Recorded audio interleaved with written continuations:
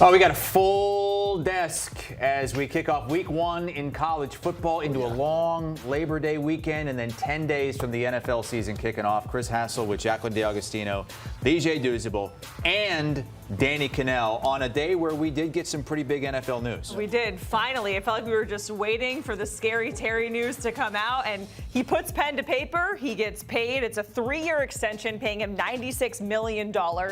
Need to look down, make sure I'm not getting those numbers incorrect. He's now the 6th highest paid wide receiver in the league, tied with A.J. Brown. I thought it was going to happen. I felt like it was, he's holding in. He's going to show up. He's going to play, right? So let's welcome in our lead NFL insider, Jonathan Jones. JJ, great to see you here. What more can you tell us, JJ, about the numbers and how all of this went down with Terry McLaurin and the Washington Commanders? Yeah, it was bound to happen because remember when all of this started, right? He was not showing up to camp. Well, he was losing $50,000 every single day that he did not show up to camp. And so then it was, well, I'm going to show up, but I'm going to hold in. Well, then what did we see during that hold in? Terry McLaurin being chummy, being pally, if you will, with everyone with the Washington Commanders organization, including, but not limited to, the owner, Josh Harris. And so everyone, both with Washington and around the NFL, anticipated that a contract extension would get done. The number was going to have to be upwards of $30 million in average annual value. They got that with the reported number of $32 million in average annual value.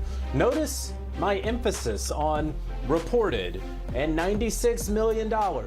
I think when the final numbers come through, and they still have not after this contract has been agreed to, I will be very, very surprised if this is truly $32 million per year. I would think it's going to be closer to 29, maybe a shade under 30.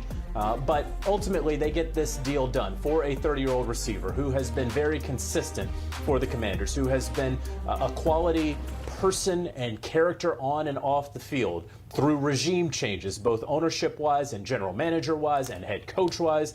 And then, of course, with the quarterback being the best friend of Jaden Daniels out there. And so as this team looks to build off of their NFC title game appearance last year, they go ahead and lock in Terry McLaurin for this upcoming year and 3 more years beyond that. And then finally, the last question is, well, he hasn't been out there on the field. How long is it going to take him to get his sea legs? Well, I'm told that the Commanders aren't too worried about it. He's been out there running. They feel very good about his availability and what he'll be able to contribute in week 1 for Washington. We heard from Leger a little bit earlier, Danny, that and he believes that this agreement, this extension, could be the difference in the Commanders getting to the Super Bowl. Would you buy that? Yeah, I mean, he's obviously such a critical part of what this offense wants to be. He's Jaden Daniels' favorite target as well as his best friend, as JJ just talked about. I mean, Jaden Daniels had 56 first down throws to Terry McLaurin last year. Terry McLaurin had his career high in touchdown passes, so absolutely. I don't know if I'm quite as bullish as my boy Leger saying they're going to the Super Bowl, but if that is in the plans, it has to be a part of it. I think JJ hit on something there that I think we've all been saying, is that this is a locker room guy. There's certain guys that are leaders in a locker room that set the tone, that set the culture, and Terry McLaurin is one of those guys, which is why I was never worried about this getting done. It just felt like it was a matter of time because I think the Commanders as an organization knew they could not let a player like this go. I got a little bit nervous when he started saying, hey, I want top 3 receiver type money, and when we see the numbers come out, yeah, he didn't get that, but I'm sure he's got to be pretty pleased with the numbers that are getting back, and he's got a lot more guaranteed money coming his way.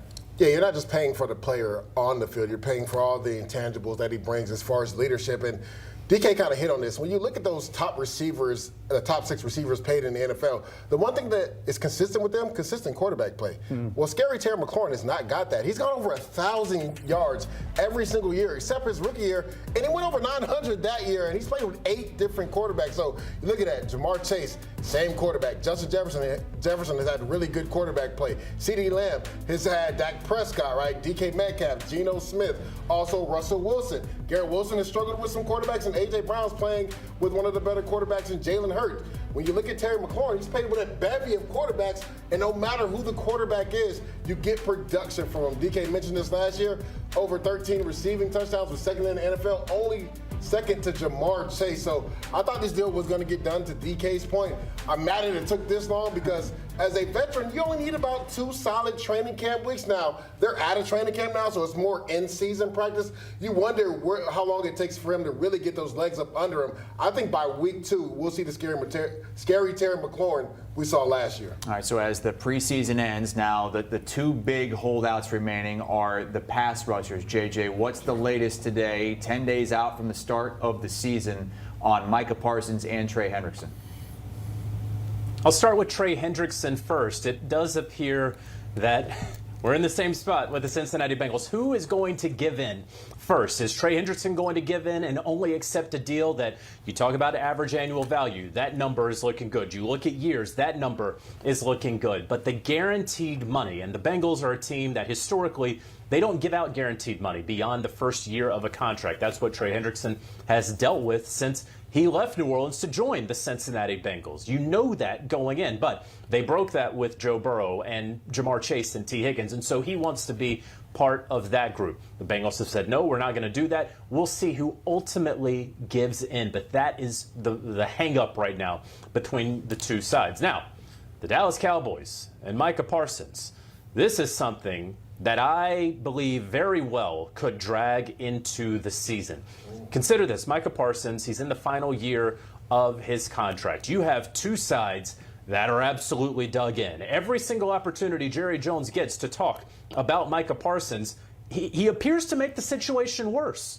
And Micah Parsons and his representation have seemingly been very clear that, yes, you may believe that I agreed to some contract back in the spring, but once I wanted my own agent involved in this, you balked at everything, Jerry Jones. No, my agent is going to do the agenting for me. And so Jerry Jones and Parsons' representation still have not had any discussions. And it's important to note that Micah Parsons has been dealing with a lingering back issue that may linger and continue to linger into the season, where he would be on the team, right? And he wouldn't be holding out because he has a lingering back issue. And so you couldn't withhold money from a player who's injured, who can't play, but is on the team. So do you understand what I'm saying here? Are you picking up what I'm putting down? That this mega deal that is certain to happen for Micah Parsons with some NFL team, and the Dallas Cowboys want it to be them, and it may very well be them. But if they don't agree to terms, I don't see Micah Parsons playing under his current contract and his back all of a sudden getting better. It's so much to decipher there. And that's the thing about back injuries. You can't decipher how serious they are when you're looking for a new contract. So the thing is, Jerry Jones, to JJ's point, he's made this thing worse starting from the first day at camp, where he took a blowtorch to the Dallas Cowboys by alienating a few of their starters, Trayvon Diggs, also Micah Parsons on day one, saying, just because I pay Micah doesn't mean he's going to be available. He said he missed 6 games. Well, he only missed 4, but I know what he did do, Jerry. He had 12 sacks. Matter of fact, only him and the great Reggie White are the only 2 players in NFL history to start off 4 consecutive years with 12-plus sacks every single year. So he's in rare air. And we saw the graphic at the bottom. 3 out of the last 4 years, he's been top 3 in Defensive Player of the Year voting. So why are you dragging your feet? You did it with CD. You did it with Dak. It costs you so much more. Getting to the Bengals and Trey Hendrickson, I just don't get it. Because JJ said they changed their precedents in regards to the guaranteed money that they gave to offensive players. Why are you treating your defensive stars like this? Right? You did it with your first-round pick. Now you're doing it with your best defensive player. That defense was abysmal last year. It was the reason why you guys were in Cancun in the beginning of January, because of that defense. And now without the best defensive player he's under contract, but without an extension, if he decides to hold out, we've already seen glimpses of that defense in preseason. It doesn't look any better. So I just don't get the Cowboys or the Bengals. Why not take care of your stars? I still think, if you ask me, I think they both get done, but we're at nut crunching time right now. Like, this is where we are with these contracts. Are we able to say that? I don't know, but we're all good. So everybody knows what it means, right? Like, this is the time when I think Jerry Jones, whose his blood pressure is probably like right here the whole offseason, he doesn't get nervous about stuff like this. Now I think is when his blood pressure might start to rise a little bit. And tell me what happens if what JJ said is true. All of a sudden he shows up in an injury report and he can't play against 2 NFC East opponents who they open up the season with, and that defense isn't the same. Then all of a sudden that blood pressure rises even higher for Jerry Jones, where he might all of a sudden come back to the table and say, all right, let's get something done.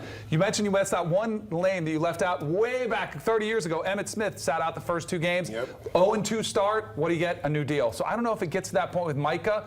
I will say this is probably one of the nastier negotiations that we've seen, including now Micah Parsons become the target of, hey, how does he look during a preseason game? He's over there laying on the table for a few minutes, and he's walking in and he's saying, hey, call me when somebody yells at him, hey, the sign with the Falcons. It's getting uglier, but I still think there's time to get a deal done, and I think Jerry loves the drama, but I think he also loves having one of his key figures, because this is a beloved player by the franchise, by the fans.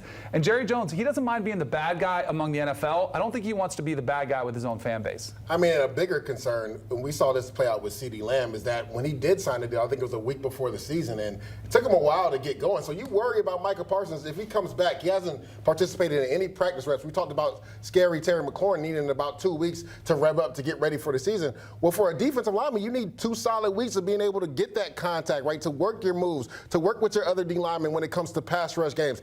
Micah Parsons hasn't done any of that. So you worry about him getting paid maybe a day before, a week before, or even into the season, and then he goes out there, then you worry about soft tissue injuries, right? Because if you pay him, you're going to want him to take the full gambit of snaps. You're not going to want to ease him in, which you probably should do because he hasn't participated in training camp. So just be wary if you're Jerry Jones. You did this with CeeDee Lamb. Took him a while to get going, and he ended up getting hurt last year. So why are you repeating the same mistake? Guys, I'm not going to lie. When I heard about the Commanders paying Terry McLaurin, I know how Jerry Jones operates. I'm like, he's going to pay Micah Parsons today just to, like, take the spotlight off of the Commanders. Well, he did basically say it's just a reality show there that he's running in Dallas.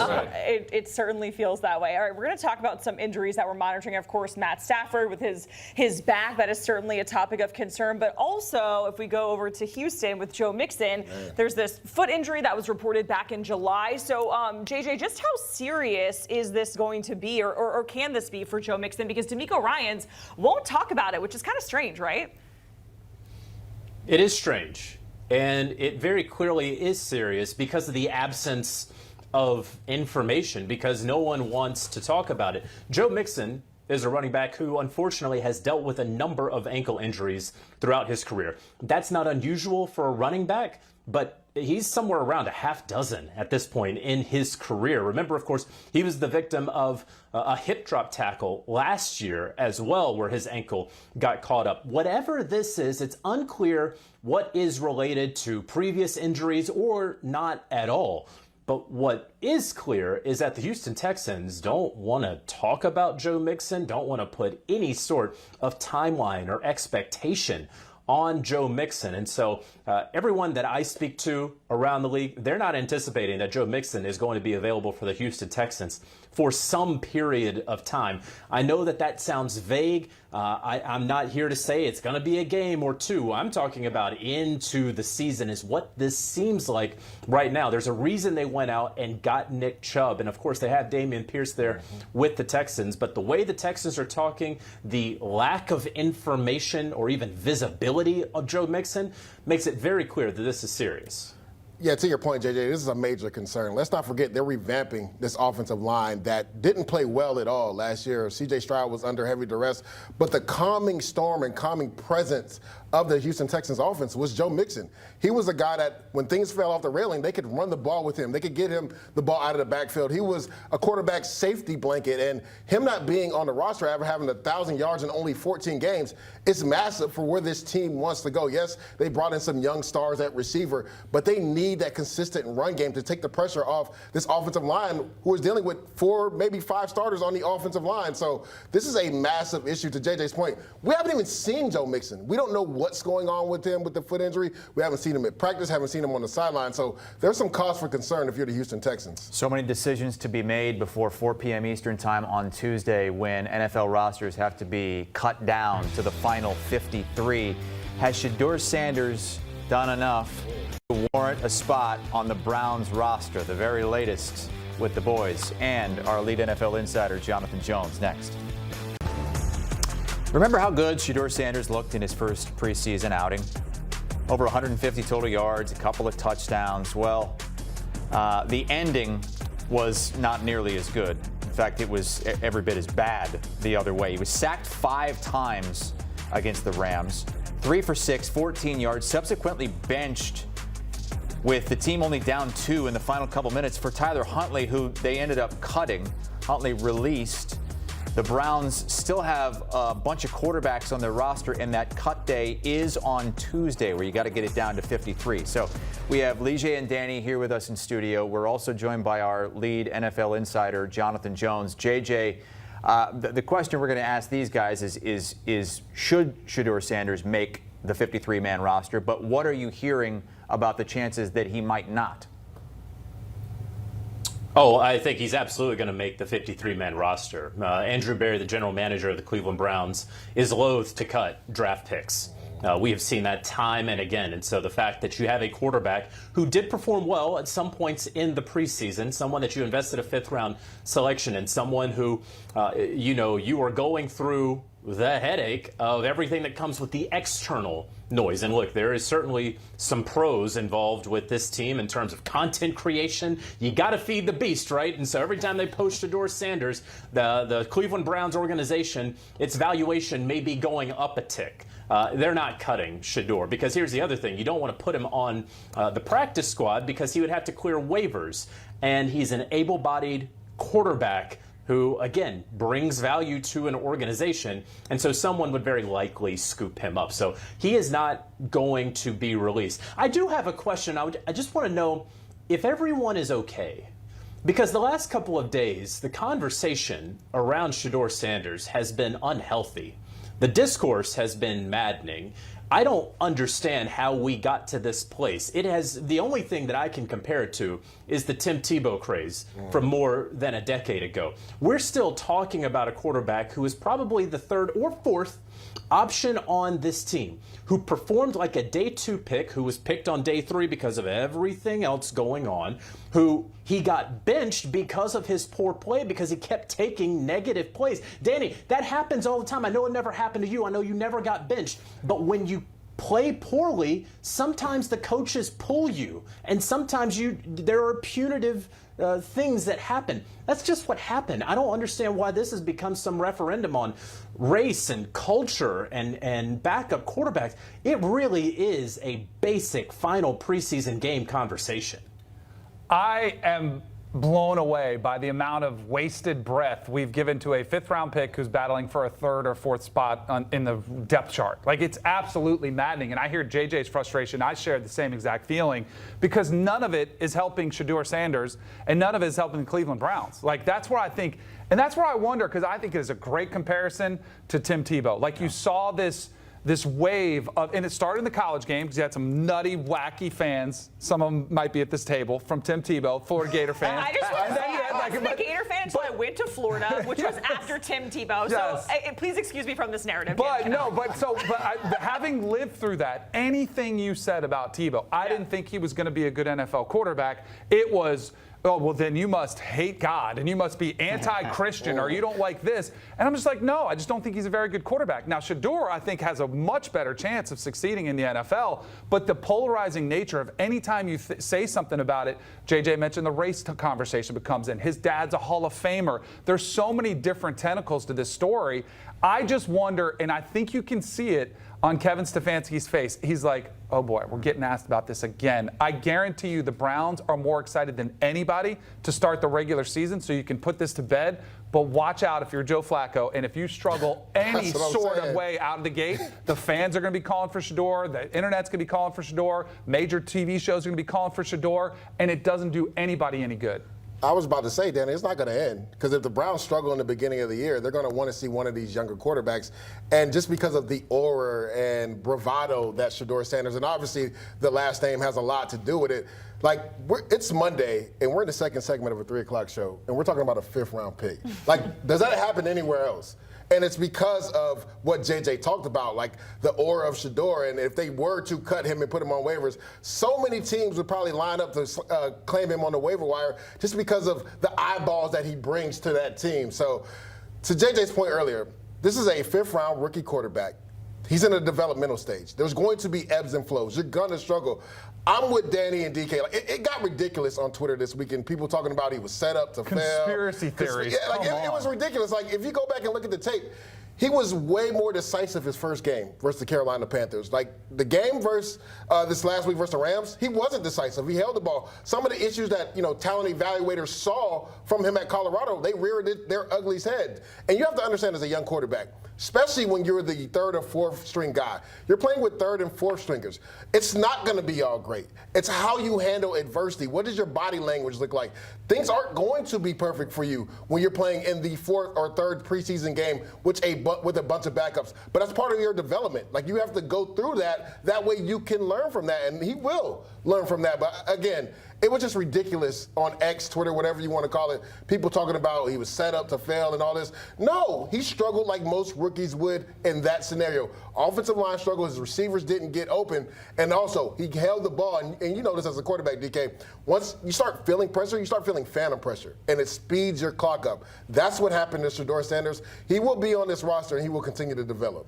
And you know what? I think back to when Dylan Gabriel got the start, and he said the word entertainer, and everyone was like drawing comparisons. Hey, he's throwing shade at Shedeur. But even that interview was cut out of context. Right. Like, if you listen to the whole thing, it made total sense. The one thing that I truly don't know, and I don't think anybody really has a good pulse of this, is what's it like in the locker room? Because I think that happens at Tebow. Players get jealous of the attention. And I think Shedeur, I think the players like him. I think he's handled this better than anybody. From the minute he started dropping when he was drafted, he didn't complain about being a fifth-round pick. He didn't try to make excuses. He didn't say there was any conspiracy. He said, I'm just happy to have a job. I want to go to work. As long as he maintains that attitude inside the locker room, he'll be fine. Yeah. But if he goes in there and acts like a starter and acts like, hey, I'm getting screwed here, that's when it becomes problematic in the locker room. But I haven't seen that yet, and I wouldn't expect it out of him either. We did have a sixth-round pick in the draft cut today. Kyle McCord cut by the Philadelphia Eagles.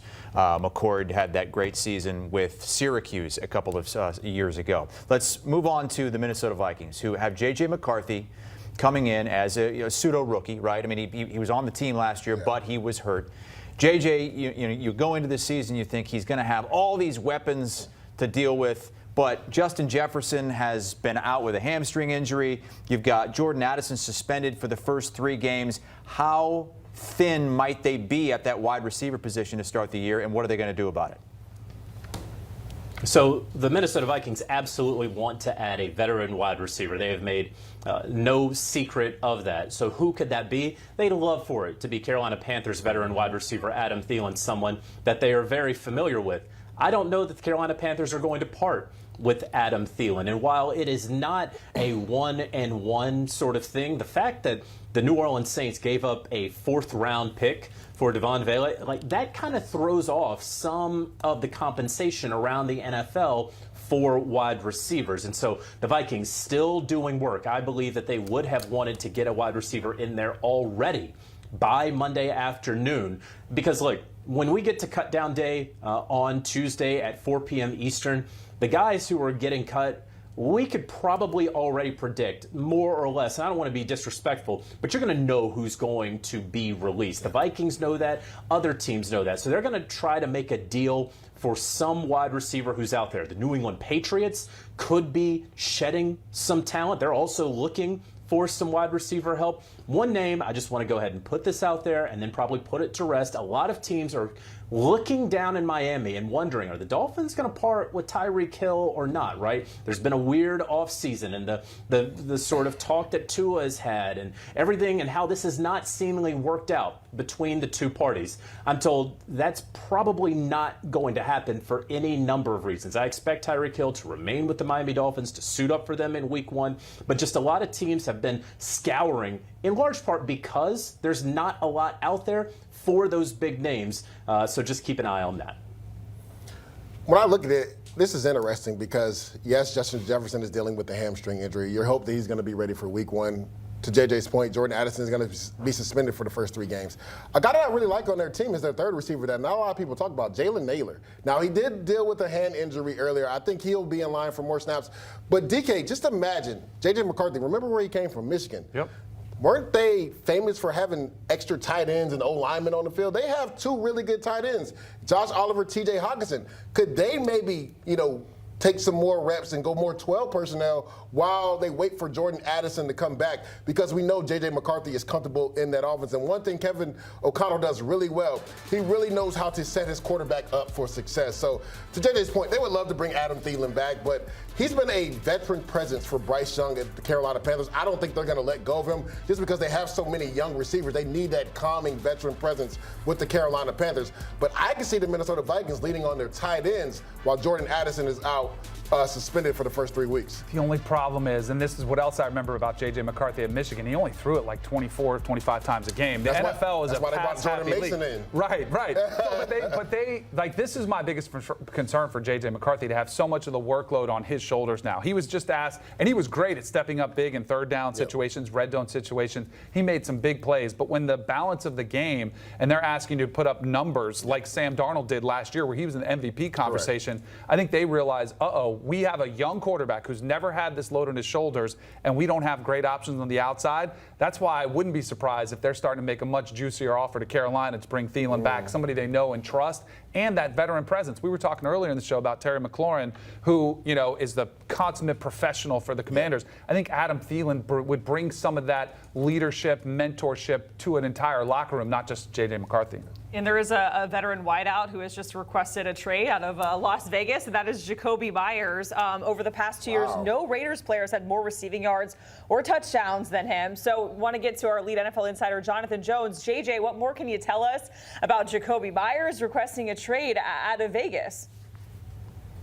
Yeah, so remember a couple years ago, Jakobi Meyers signed that 3-year, $33 million contract with the Raiders. That was a couple general managers ago. Now he's in the final year of his deal. Just had a 1,000-yard season, and he and the Raiders apparently cannot come to terms on any sort of contract extension, and so he's looking for a potential way out. Again, a number of teams out there in the NFL looking for quality wide receiver help. So this is a well-timed trade request for Jakobi Meyers. Now, will the Raiders actually acquiesce?